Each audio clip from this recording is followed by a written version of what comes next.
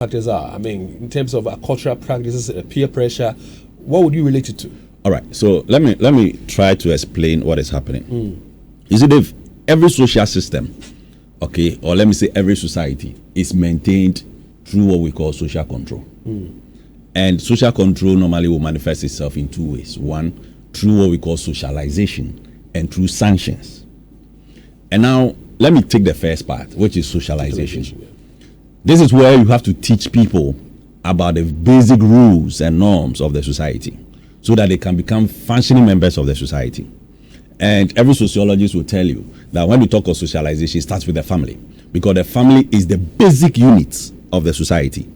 So a lot of the responsibility falls on the family, which is to make sure that they train the kids in a way that they can become functioning members of the society. Okay, that is why, for instance, if you read a lot of child psychology and educational psychology books, they will tell you, for example, psychologist John Watson will tell you, when you give me any child who is well formed, look, in 7 years, I can train this child to be whoever I want the child to be, whether a doctor and even a thief or a beggarman. You brainwash the person? It's not about brainwashing, but it is a deliberate act. When we talk of socialization, it's a deliberate act of putting the right set of information on the minds of kids so that they can become functioning members of society. So what we're witnessing is a reflection of a society. Exactly my point. So whatever it is, because I've already said that family is the basic unit of every society. So whatever happens in the larger society essentially is a reflection of what is happening within a family level. And now once you finish with the family, you have to also look at the educational institution, because you see the agencies of socialization moves from the family through to the education and even to the religious system. So if you look at our education system, what is even happening? Look, let's be very blunt. The first part of a child's life or everybody's life, which is most important, always I tell my students that, look, whoever you will be in future is determined in the first 7 years of your life when a child is born. First 7 years. First 7 years. That's why some of these, psychologists will tell that, give me a child, and in 7 years I'll give you the man, because it is very key. That is where behavior is formed.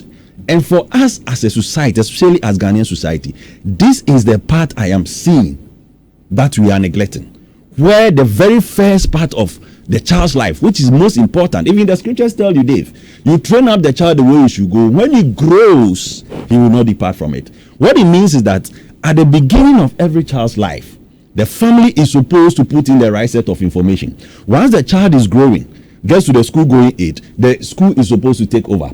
The school is also supposed to imbibe into the kids the right set of values that can become, make them more functioning members of the society. Religious institutions are also supposed to take over. But let's sit down now and look at this country, right from the family level. I think when we were talking to Reverend, he made allusion to that parents are becoming a problem in terms of how they even relate to their kids, in terms of how they raise their kids. And now, apart from the parents, even the school systems itself, disciplines within the school. And maybe let me make this statement. Maybe it is one of the unintended consequences of the free SHS, which I think probably many people have not even adverted their minds to. Explain further. And now, you see, during our time, we used to have a lot of times within the school. Even as boarders, we used to stay there. Teachers had enough time to even monitor us. And look, when I was in Prempeh College, the teachers, for example, my senior house master O Square at the time, when you mention your name, this guy can actually tell you everything about the students to your parents. That, look, your son, he's this, because, once in that system, we could have enough time. They could have enough time to even monitor us and see the things we do. Look, let's look at the system we're operating now, even with the current free SHS.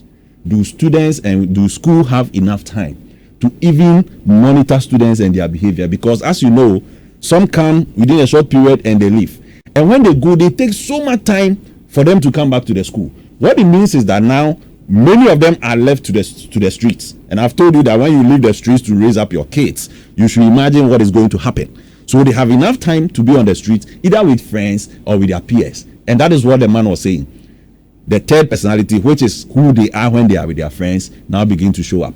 And that is what we are finding now. So if you look at the behavior patterns of these students, as we are seeing even in the videos that you are playing, you begin to see that many of them, in a bid to belong and to be seen by their friends as belonging, they need to also do exactly the same thing everybody is doing. Doc, you mentioned that the first 7 years of a child's life is where the formative years are. Yes. That's what makes the child and the child's future. Yes.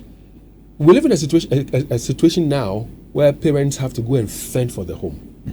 We live, like you rightly said, where children or students don't spend too much time in school. Unfortunately, we live in an era where social media has come to add on to the peer pressure. Exactly. And things are getting out of hand. How do we fix this? We have to go back to the basics, and I think Reverend was saying it.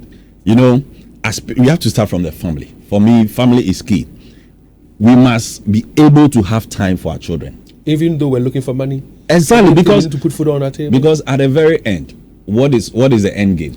Our end game is that once we brought our children into the world, we should be able to raise these children to become functioning members of our society, right? And now, whether as students or even as people who have gone through that academic institution, we want them to have a better end. That is why we've given birth to children. We are even placing them in the school in the first instance. So what would be the essence if, for instance, our children get to school and they go and misbehave, and for instance they are withdrawn and they don't have access to education? What then becomes of their life? Let me place the question this way. In the olden days, we had our grandmothers who could help. Yes. At some points in time when Yes. the child comes from school. Yes. This time around, the grandmothers are not really there, plus the grandfathers.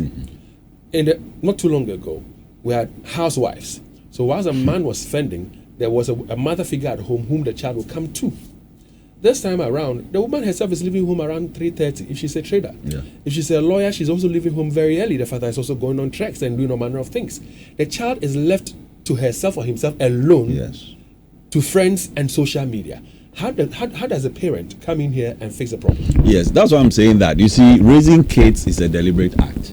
Okay, you must be able to find ways and means to balance it. It's a balancing act. Okay, for instance, look at me. I mean, I'm a worker. My wife also works. Dave, we leave home with the kids around the same time. We are waking up at 4 a.m. And for some reason, we also have to wake the kids up.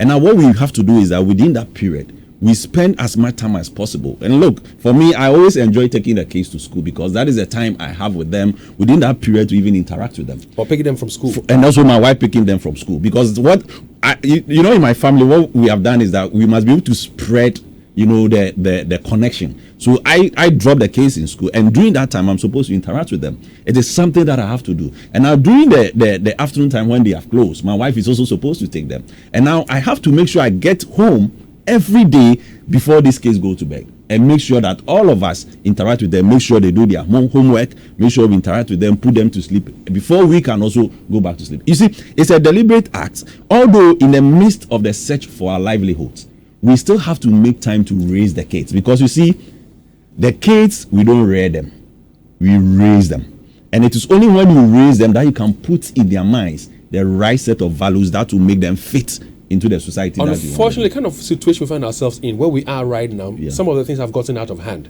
The very first question I asked you was,